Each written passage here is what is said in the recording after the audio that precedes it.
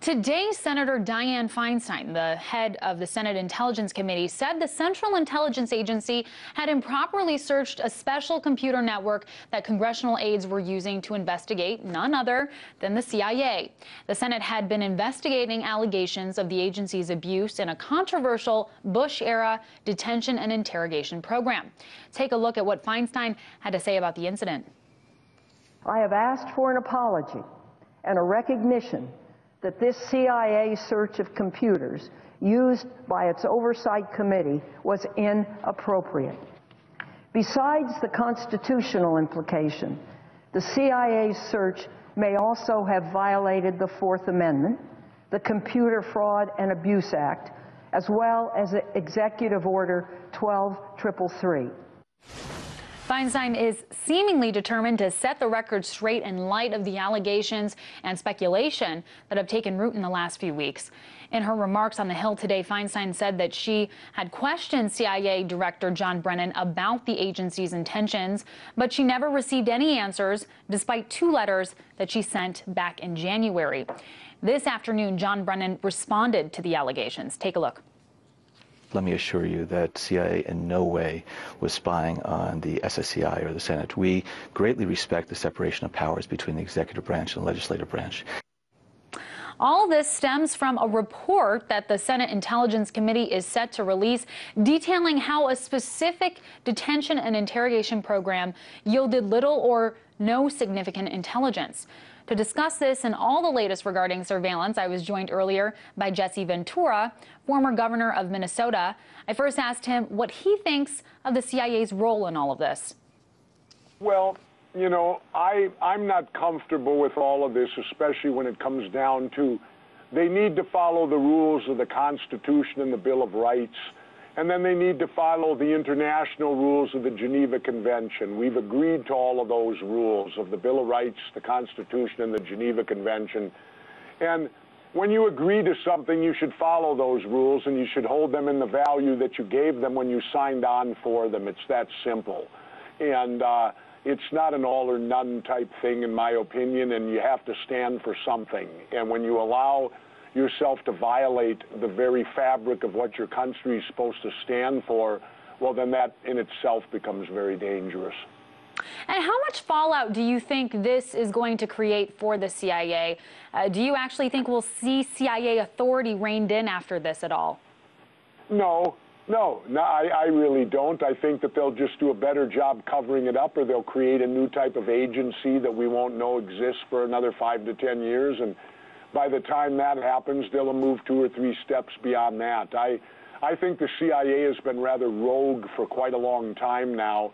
You know, they've been operating and doing a lot of things unbeknownst to the Congress, and they do it because they get their own money and they're able to operate in that manner. And even Harry Truman, years and years ago, said by that point in time, which was in the 60s, that the CIA had grown far beyond what they were originally designed to be used for, and that was an intelligence gathering arm for the president. Well, we did hear Edward Snowden weigh in on this today in a statement to NBC News.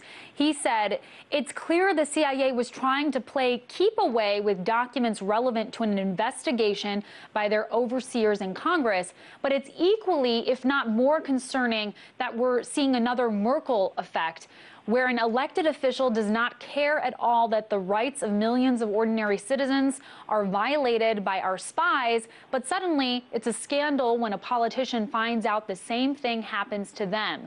So what do you think about that? Do you think he makes a point at all that it seems to only be a scandal when the spying is on the lawmakers? Oh, absolutely. That's what has them upset, is that things that they do may come to light.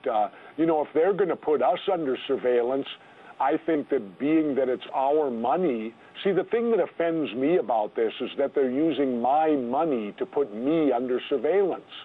If they're going to use my money to put anyone under surveillance, I would rather have my political leaders put under surveillance so I can know what they're doing. Well, speaking of Snowden, if I've got to pay for something, I certainly don't want myself paying for myself to be under surveillance. I'd rather know what you're doing. Well, speaking of Snowden, he actually did give a speech yesterday. It got a lot of press. It was at South by Southwest. He explained that he chose that venue because he believes the tech industry has a better shot of reining in surveillance, at least electronic surveillance, than policymakers do. I mean, what do you think about that?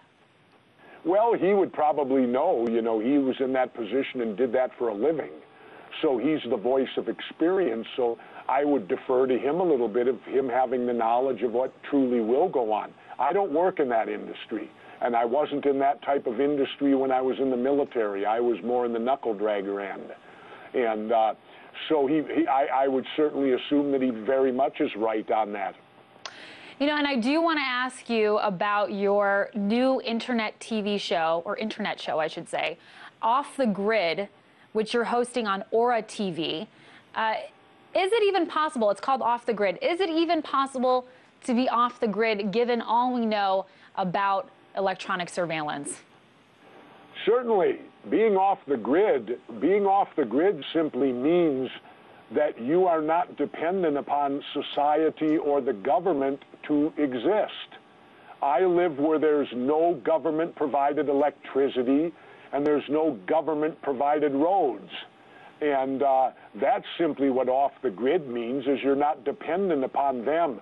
So if the government's grid goes down, which I certainly hope it doesn't do that, but if it were to go down, I wouldn't be affected by it because I get all of my electricity via the sun.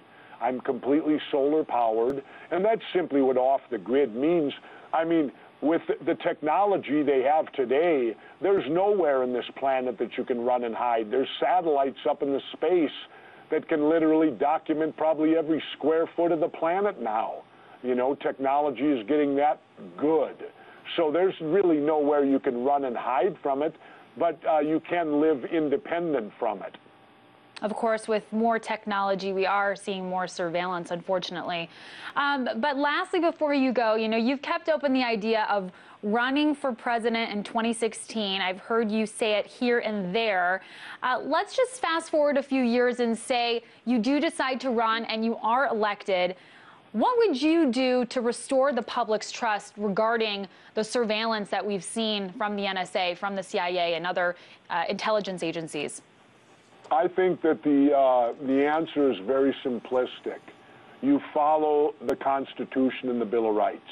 It truly is that simple, and there are no ifs, ands, or buts about it. You can't not follow those documents only when it's convenient. You can't not follow them when it's inconvenient. You have to follow them all the time and accept the results of following those documents. And that's simply what I would do, is restore the Constitution and the Bill of Rights. See, ever since 9/11, our government has operated under the premise that the Constitution and Bill of Rights are suspended here. You know, they put things into place where you can't have a lawyer now, and they've allowed terrorism to become even more powerful than the Bill of Rights and the Constitution. And you can't do that and stand for something. So it's restoring the Constitution and the Bill of Rights is of utmost importance to restoring the United States to being the great country that it should be. I'm sure it'll be a key issue in the 2016 election. Jesse Ventura, the former governor of Minnesota, thank you so much.